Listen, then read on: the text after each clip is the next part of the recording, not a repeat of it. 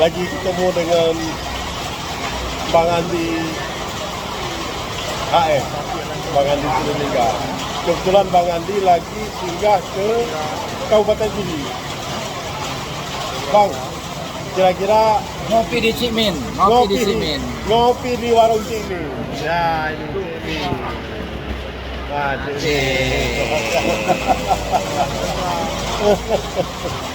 jadi ini menurut Bang Andi ini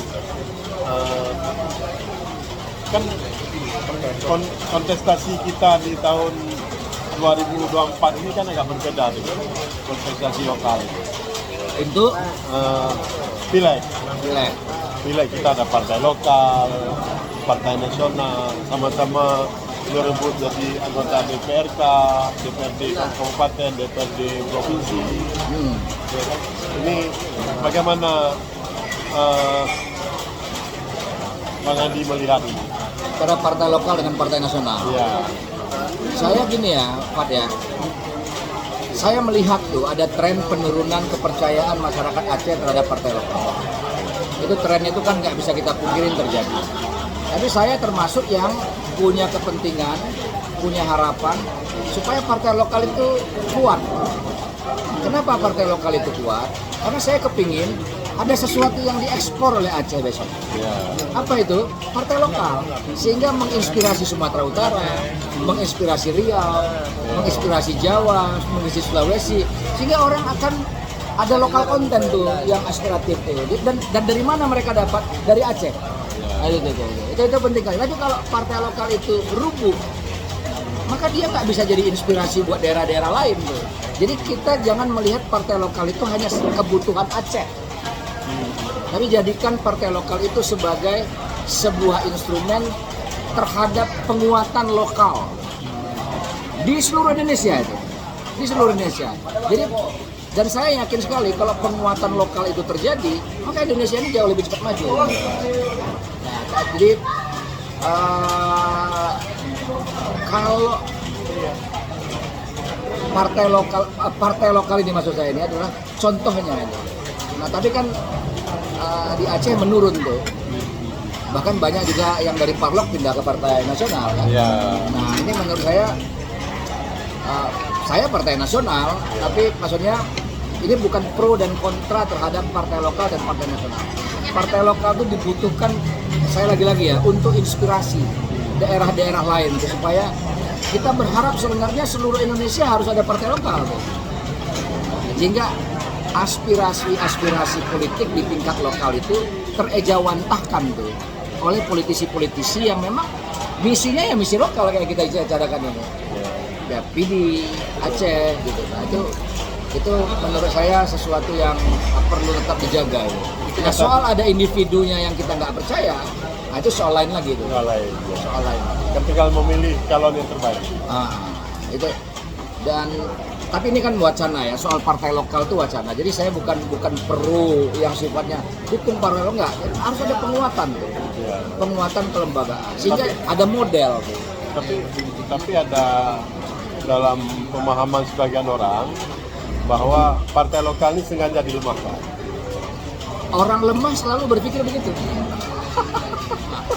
Jadi kalau orang kuat, gini, orang kuat kalau adiknya misalnya katakanlah saya gitu. Saya kalau adik saya pulang ke rumah saya, dia bilang aku ditipu bang, nangis dia, saya tempeleng balik. Kenapa kamu bisa ditipu? Bodoh kali kau. Gitu. Jadi orang yang bisa dilemahkan hanya orang lemah. Kalau orang kuat melemahkan orang lain. Pertanyaannya, jangan mau dilemahkan. Nah kita itu kan selalu logikanya gitu. Kesalahan kita suka sekali kita timpakan kepada pihak di luar diri kita. Jadi Nggak mau ambil tanggung jawab. Aku lapar. Kenapa lapar? Dilaparkan sama orang lain. Kan itu logikanya itu nggak nyambung tuh cara berpikirnya. Aku miskin. Kenapa miskin? Aku dimiskinkan orang itu. Gitu. Nggak bisa. Maksudnya itu orang lemah. Itu namanya inferiority complex. Oke, ini terakhir. Ini kan kita ngopi di warung Cikmin Ya. di Kota Sigli, di Sigli Kabupaten Pidi. Bagaimana suasananya? asik. Ini kesannya ini. Ini asik karena pas mendung ya. Mendung, dingin, pas kawan-kawan rame. Ya, Tapi Sigli ini kota yang hidup. kota yang itu. Kota yang hidup tumbuh. Dan satu lagi ya bahwa Sigli, dan saya yakin mereka ini tumbuh nggak ada faktor pemerintah. Tumbuh karena achievement masing-masing warga, berdagang, berusaha. Iya. Nah, pemerintah tinggal harapan saya nih, gimana caranya ada jalan-jalan utama yang kira-kira semacam Orchard Road gitu di PD itu. Iya. Kira-kira kalau di Jakarta itu kayak Casablanca, Betul. Kemang, 1-2 jalan saja yang maksudnya kalau bisa kasih aspirasi sama pemerintah itu yang memang orang lewat itu kayak Casablanca tuh, kayak Casablanca. Lurus, ada trotoar bagus, pakai orang bisa makan minum, hanging out gitu. Itu yang menurut saya perlu ada gitu di PD itu. Sehingga kalau nanti tol sudah jadi, maka PD menjadi transit tuh. Nah, kota trans. Kota transit tuh. Tidak selama ini kan kota transit itu lebih identik Biren kan.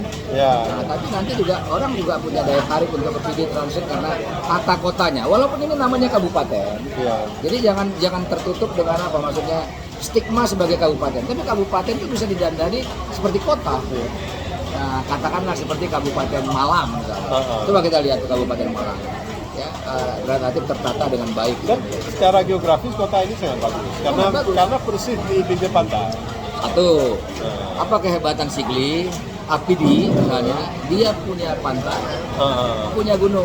Ya, dan area persawahan di luar. Nah, kalau kita di Kutacani sana hanya punya gunung, sungai. Nah, di sini ada sungai, gunung, ada laut.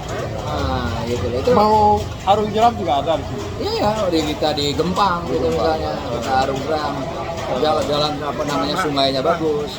Dan satu lagi yang saya lihat dari PD ini Pak, apa namanya masyarakatnya relatif terbuka, sehingga orang bisa merasakan apa namanya berkunjung pun tidak merasa datang ke tempat yang asing gitu. Jadi masyarakatnya welcome, itu menarik. Jadi basic masyarakat PD itu sebenarnya kosmopolit. Sangat Terbuka kosmopolit. Terima kasih Bang Andi Siap. sudah datang ke PD, sudah memberikan cara-caranya, kemudian tadi juga sudah mencicipi kopi di sini. Dan jangan lupa komen, subscribe, like and share. PD channel. PD channel. Itu yang paling penting. Pokoknya ketua banyak-banyak.